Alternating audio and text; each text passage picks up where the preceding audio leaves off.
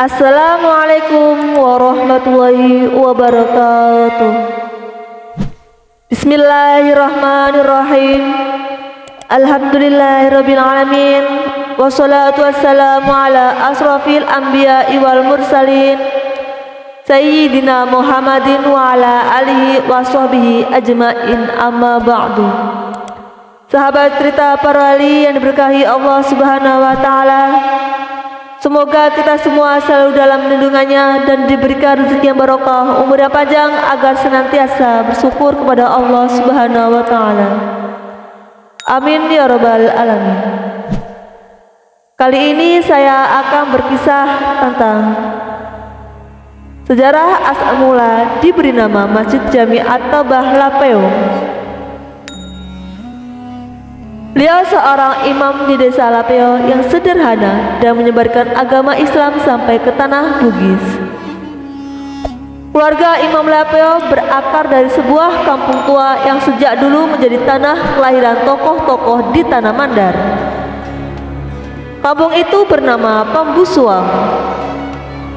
Seorang tokoh nasional yang pernah lahir di kampung ini adalah almarhum Baharudin Lopa atau mantan Jaksa Agung Republik Indonesia. Pambusuang saat ini sudah menjadi kota kecamatan Pambusuang dalam wilayah Kabupaten Polewali Mandar atau Polman, Provinsi Sulawesi Barat. Ayahanda Imam Lapeo bernama Haji Muhammad bin Abdul Karim bin Aba Tolha. Ayahanda Imam Lapeo mempunyai dua saudara, yakni yang dikenal dengan panggilan Kane Paung dan Kane Kina. Kane Paung tidak memiliki keturunan, sedangkan Kane Kina kemudian mempunyai anak cucu yang berkembang di Pambusuang sebagai sepupu Imam Lapeo. Sedangkan ibunda Imam Lapeo bernama Siti Rojiah, berasal dari keturunan Hadat Tenggelang, sebuah wilayah yang saat ini berada di Kecamatan Campalagian, Kabupaten Polman. Sebagaimana dalam silsilah keturunan yang paternalistik, silsilah keturunan ibu kurang dikembangkan sehingga sampai saat ini belum ada yang mencoba menggambarkan sepupu-sepupu Imam Lapeo dari garis ibu. Dalam kehidupannya, Imam Lapeo telah menikah sebanyak 6 kali. 3 dari perkawinan beliau tidak mendapatkan anak keturunan.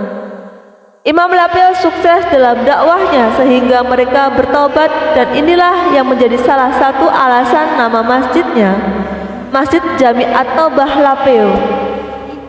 Kemudian dialihkan namanya menjadi Nur Taubah Lapeo. Dalam menyebarkan agama Islam, berbagai cara yang ditempuh oleh Imam Lapeo, di mana ia menarik perhatian masyarakat atau orang di sekitarnya dalam mengajarkan agama. Secara bertahap beliau mengikuti kebudayaan yang dilakukan oleh masyarakat tersebut. Beliau mengajak masyarakat sekitar membangun masjid, tetapi dalam kenyataannya tak semudah dibayangkan. Imam Lapeo harus berhadapan dengan maraknya perjudian, ramainya warga Mandar yang masih mabuk-mabukan dengan minuman kebanggaannya adalah manyang pai atau tua. Masyarakat sendiri secara bertahap menghilangkan kebiasaan yang mereka lakukan. Bukan hanya dengan mengajak masyarakat di sekitarnya membangun masjid, tapi Imam Lapeo juga sering bertamu di rumah masyarakat jika sedang berjalan-jalan. Dan juga terkadang masyarakat mendatangi rumah beliau untuk meminta doa dan petunjuk jika ada masalah yang mereka hadapi atau mempunyai keinginan.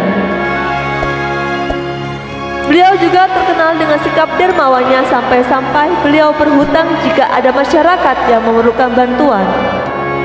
Hal ini dituturkan oleh penulis sejarah Imam Al-Lapeo.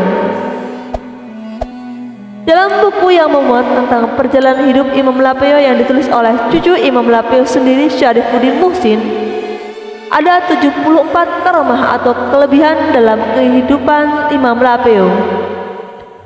Sebagian di antaranya menyelamatkan orang tenggelam, melerai perkelahian di Parabaya, menghentikan penyiksaan KRIL, jadi perlindungan Arajang Balanipa, berbicara dengan orang mati, menangkap ikan di lautan kali, memendekkan kayu, menghardik jenazah, mengatasi pendoti-pendoti atau guna-guna, sholat Jumat pada 3 tempat pada waktu bersamaan, menebang kayu dengan tangisan bayi. Peran Imam Lapeo tidak terlepas dengan karomah kesufiannya yang ada pada dirinya. Misalnya, tangannya kebal terhadap api.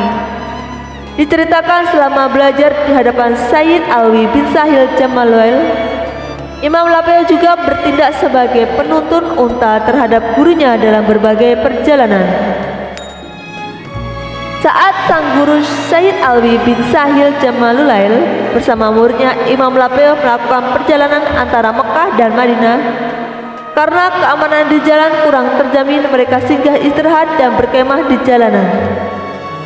Ketika itu sang gurunya mengetahui Imam Lapeo menghisap rokok, sang guru langsung mengambil rokok tersebut dari tangannya, dan rokok yang terbakar itu ditekankan ke telapak tangan muridnya. Dalam keadaan demikian, Imam Lapeo tidak merintih dan tidak merasakan kesakitan. Malah hal itu dibiarkannya sampai semuanya selesai. Sementara pengalaman pertama Imam Lapeo ketika baru saja berada di Mandar adalah penduduk setempat mencoba mengujinya, melakukan semacam permainan berbahaya. Waktu itu Imam Lapeo sedang khutbah di atas mimbar pada hari Jumat. Dan bersamaan itu pula muncul suatu gumpalan api yang sangat tajam cahayanya.